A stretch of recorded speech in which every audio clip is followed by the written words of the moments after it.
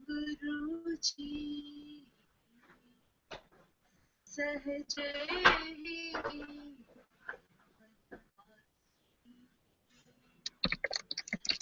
गुरुजी सहज ही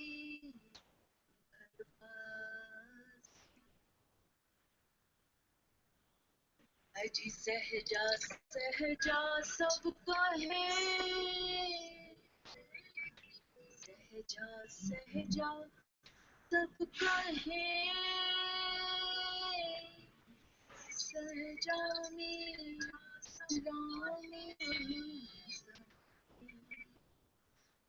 सहजा में राम समाए सहजा में मोची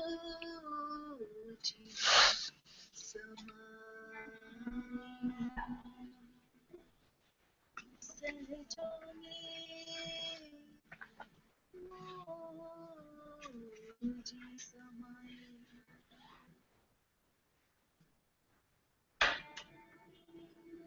all beings of the atmosphere, my heart demands it is your place. Come to the moment.